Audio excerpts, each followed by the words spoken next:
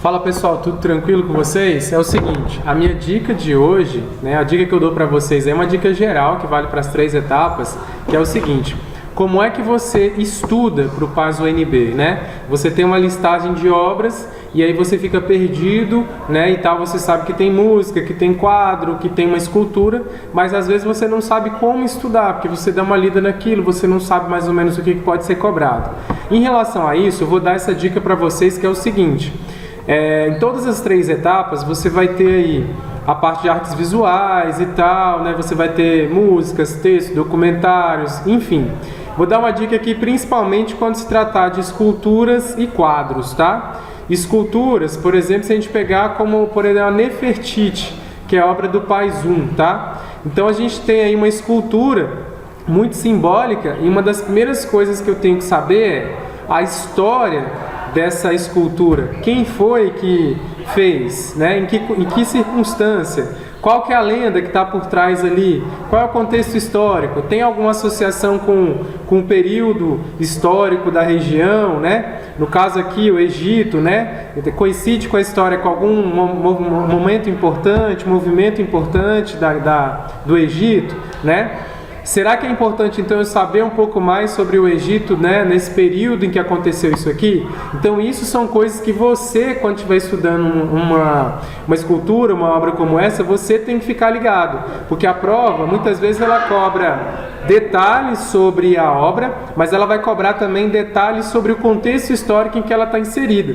Então, por exemplo, aqui, Nefertiti, a gente tem que saber mais ou menos quando que ela foi construída, por que ela foi construída, onde ela está, onde ela esteve, O que ela representava ou representou, o significado do seu nome, E mais ou menos nessa linha de raciocínio, tá? Então eu vou estudar, investigar, um trabalho investigativo mesmo. Investigar tudo que eu encontrar sobre essa obra, tá? Principalmente essas questões tentando fazer o link com as disciplinas. Tem alguma coisa da filosofia? Isso aqui tinha alguma coisa a ver com a filosofia ou com a sociologia na época, Isso são coisas que eu tenho que ficar ligado. Existe uma geometria peculiar, Qual que é o material que essa escultura é feita? Ela é de barro? Ela é de madeira? Ela é feita de quê? Que tipo de material é utilizado? E outra, isso aqui é o quê? Um expressionismo? Um cubismo? Um dadaísmo? O que é isso aqui? Isso aqui se enquadra em quê dentro de artes visuais? Isso você tem que estar ligado, tá? Outro que a gente tem aí, que é a obra do Paizum. Eu estou dando um exemplo aqui como obra do Paizum, mas vale para todas as outras etapas com as obras equivalentes lá da etapa. Aqui a gente tem a Catedral de Notre Dame, Quando a gente começa a investigar sobre ela, primeiro, a arquitetura, A arquitetura chama a atenção. E essa arquitetura tem muitos detalhes, porque isso aqui retrata a arte gótica, tá? Então, se tratando da arte gótica, o que é a arte gótica? Já que em tudo quanto é lugar que eu vou pesquisar fala que é um dos símbolos da arte gótica mundial, o que é essa arte gótica? O que caracteriza essa arte gótica? As obras do Paz, elas não são escolhidas à toa, elas são escolhidas porque elas têm um detalhe, elas têm uma importância. Cabe a você investigar isso aí, porque o examinador vai cobrar isso na prova muitas vezes, tá? Então, Catedral de Notre Dame, quem fez, por que fez, qual foi a evolução histórica, em que contexto histórico, isso aí...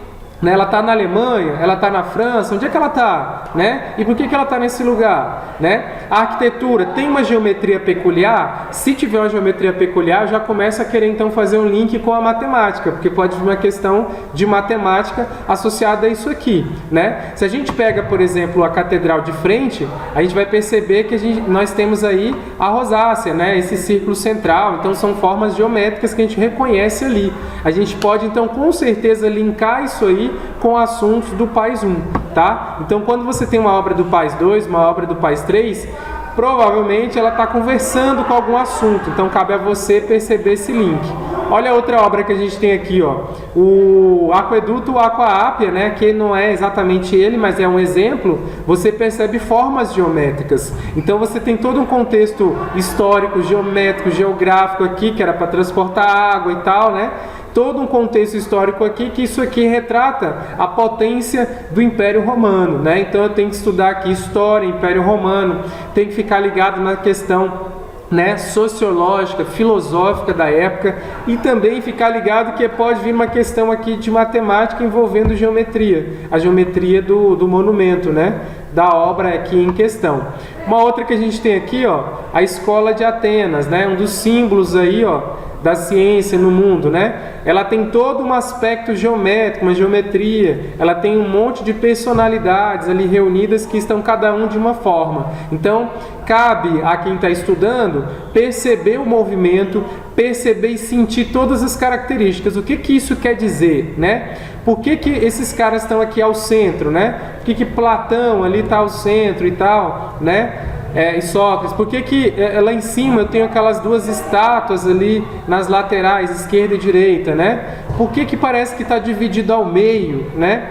Por que que esse cara aqui à frente está de joelho não, sentado, escorado aqui, agachado, né? Então isso tudo é muito importante, né? Onde está localizado aqui essa obra, em que contexto histórico ela foi construída, quem pintou, onde ela está hoje, por que que pintou e o que significa. Essas cores também têm algum tipo de simbologia? Essas cores têm algum significado? Isso é importante que você saiba, que na hora que você está estudando, isso faz toda a diferença. Aqui eu tenho o Discóbolo, que também é uma escultura do Paz 1, mas nós também temos no Paz 2 e 3, né?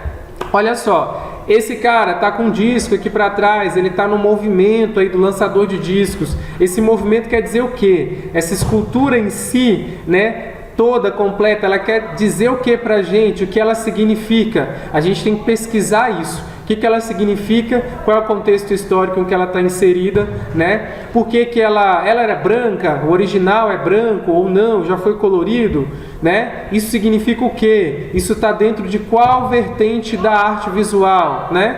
Isso dialoga com a filosofia, com história, com geografia, com português, né? Isso a gente tem que ficar atento. Tranquilo? Essa é a minha dica de hoje, galera.